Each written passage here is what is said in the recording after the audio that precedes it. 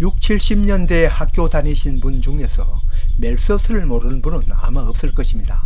식량 자원은 산술적으로 늘어난 데 비해 인구는 기하급수적으로 늘어난다고 인류의 재앙을 경고한 학자이죠. 원래 미래란 닥쳐봐야 확실한 것이듯 인구도 기하급수적으로 폭발하지는 않았지만 엄청나게 늘어난 인구를 떠받치고 있는 것은 화학비료의 공이 아니라고는 하지 못할 것입니다. 그 화학비료 중에서도 요소가 그 주인공이라는 것은 비료 공부를 한 사람은 다 아는 사실입니다. 같은 필수 용소로 가는 인산이나 가리비료도 공장에서 화학적으로 만든 것은 맞지만 크게 혁명적이라고는 말할 수가 없습니다. 인산 비료는 인광석에 황산을 넣어 고온에서 제조하면 되니 그리 어렵지도 새롭지도 않습니다. 가리비료도 가리광석을 정제하여 쓸 수 있고 또 이를 황산을 넣어 고온에서 제조하여 황산가리를 만드니 이건 그리 대단하고도는 할 수 없습니다. 문제는 작물의 초기 성장에 절대적으로 필요한 질소비료입니다. 공기 중에 70몇 %, 80%에 가까운 질소를 고정시킬 방법이 없었는데 수소와 결합시켜 아모니아를 만들고 부터 희망이 보이기 시작하였습니다. 이 아모니아의 이산화탄소를 고온에서 결합시켜 바로 요소 비료를 만들어내게 되었습니다. 여기에서 가장 공을 세운 사람은 다들 아시는 독일의 하버입니다.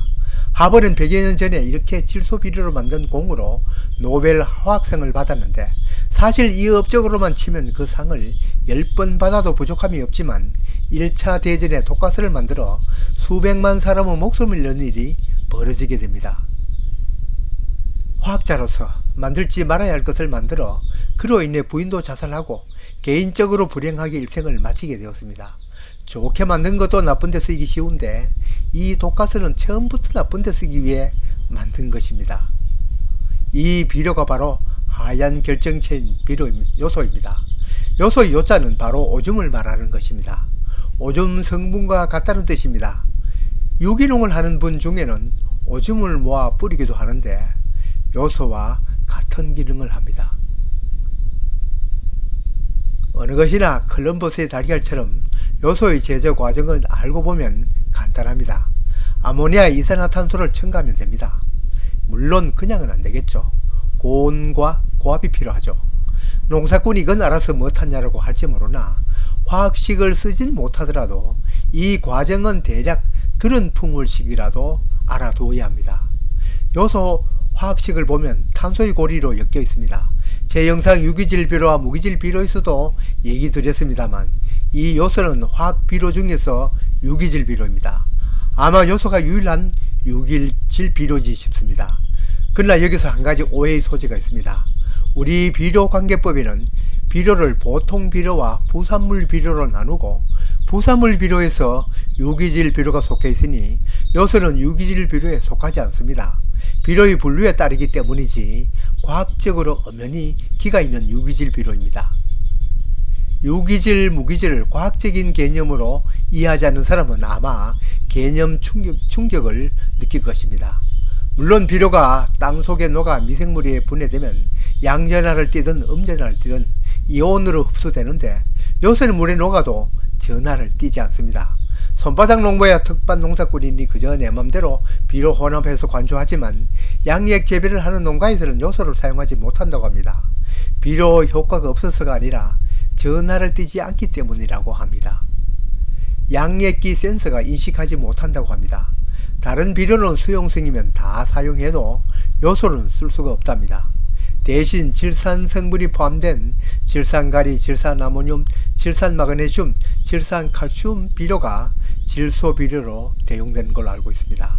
비료이든 유박이나 의박 그리고 퇴비와 같은 유기질 비료이든 모두 유기질 비료인 만큼 같은 과정을 밟는 줄 알고 있습니다. 처음에는 양전할 때는 아모니아태 질소로 녹아 같은 양이온인 칼리, 칼슘, 마그네슘과 경합을 벌이다가 미생물에 분해되어 음이온을 띠는 질산태 질소로 변하여 다른 음이온을 띄우는 인산이나 붕소 등과 또 경합을 벌입니다.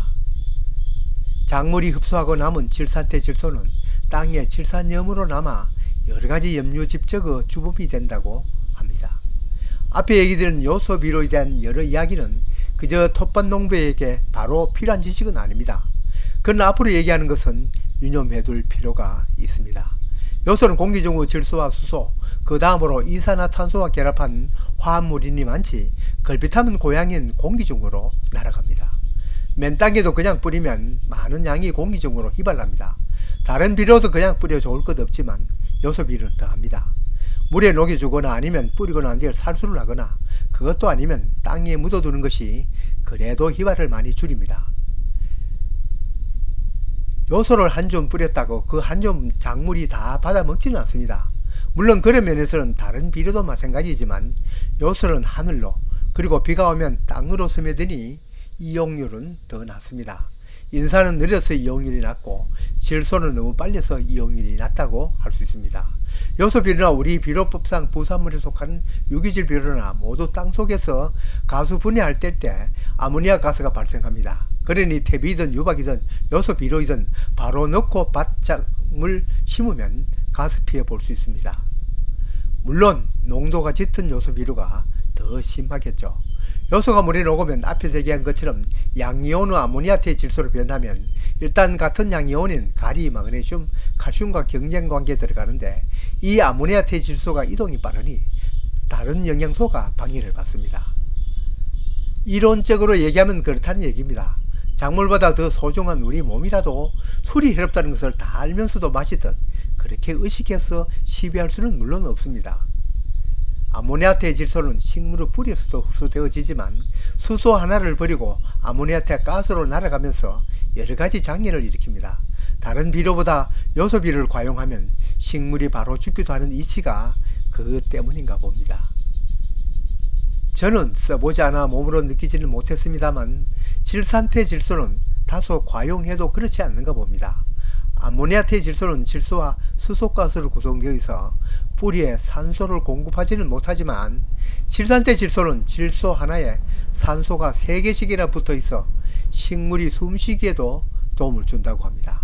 바로 뿌려 아모니아 가스 피워버리면 질산 성분인 질산아모니아, 질산가리 등의 비료를 사용하면 되지만 이 비료는 국내에서 생산되지 않고 또 질산이 화약 원료인 만큼 보관에 주의가 필요합니다. 요소 비료이든 질산아모늄 등 질산태 비료이든 땅 속에서는 종국에는 질산태 질소로 남아 식물에 흡수되고 남은 것은 염류직의 원인이 되나 이놈은 토양과 같은 음전하를 띠기 때문에 토양에 흡착되지 않기 때문에 빗물에 의해 용탈되어집니다.